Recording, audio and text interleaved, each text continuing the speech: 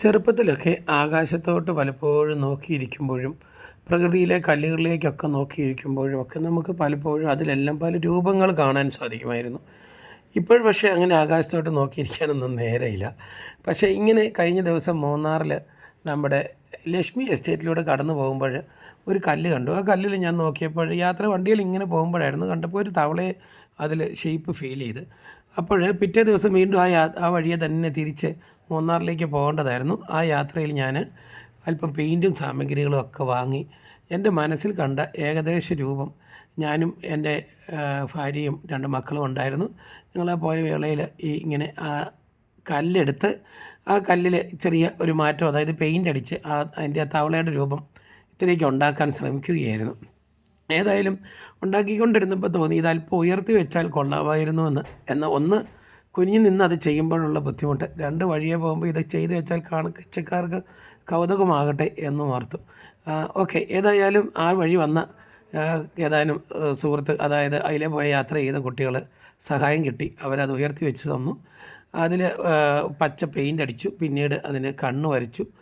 അങ്ങനെ വരച്ച് അതിന് കുറേ രൂപങ്ങളൊക്കെ മാറി നിന്ന് വീക്ഷിച്ച് അതിൽ കൊടുത്തപ്പോൾ അത് ഏകദേശം തവളയെ പോലെയൊക്കെ ഇരിക്കുന്നു. നിങ്ങൾക്കിത് തവളയെ പോലെ തോന്നുന്നുണ്ടോ? എൻ്റെ മനസ്സിൽ ഇത് തവളയായിട്ടാണ് ഇരിക്കുന്നത്. അങ്ങനെ ഒരു തവളയുടെ പടം ഇത് വിഷു സമ്മാനമായിട്ട്, ഓക്കെ, ഇന്ന് 14-ാം തീയതിയാണല്ലോ. അപ്പം വിഷു ആണ്. സാധാരണ ഏപ്രിൽ 14-നാണല്ലോ വിഷു. ഇപ്പോഴിത് 15-ാം തീയതിയാണ്. അപ്പോൾ മൂന്നാറിലെ യാത്ര ചെയ്യുന്നവർക്ക്, അതിലെ പോകുന്നവർക്കെല്ലാം ഒരു വിഷു സമ്മാനമായിട്ട് ഞാൻ എൻ്റെ മനസ്സിൽ തോന്നിയ ആ കല്ലിലെ പച്ചക്കൽ തവള എന്ന് വേണ്ട പേര് കൊടുക്കാം, അല്ലേ? അങ്ങനെ ഈ തവളയെ ഞാൻ സമർപ്പിക്കുന്നു. വഴിയെ പോകുന്നവർക്കൊക്കെ ഒരു കൗതുകമാണെന്ന് തോന്നുന്നു. ഞാൻ എൻ്റേതായ മനസ്സിൽ വന്ന രൂപം വരച്ചിട്ടെന്നേ ഉള്ളൂ. അപ്പോൾ നമുക്കറിയാം, നമ്മുടെ നാട്ടിലൊക്കെ നമ്മളിങ്ങനെ യാത്ര ചെയ്യുമ്പോഴൊക്കെ കാണുന്ന പല കാര്യങ്ങൾക്കും, പല ഭാഗത്തിനും, പല കല്ലുകൾക്കും എല്ലാം പല ഷേപ്പുകൾ നമുക്ക് തോന്നും.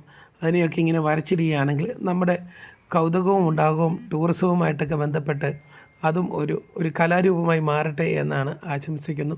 ഞാൻ ആ മലമുകളിൽ കാണുന്ന കല്ലുകളിലൊക്കെ ആനയും കുതിരയും ഒക്കെ കാണാൻ നമുക്ക് പലപ്പോഴും സാധിക്കും. അതായത് നമ്മൾ സങ്കല്പിക്കുന്നതാണല്ലോ, നമുക്ക് തോന്നുന്നത് മറ്റൊരാൾക്ക് അങ്ങനെ തോന്നണമെന്നില്ല.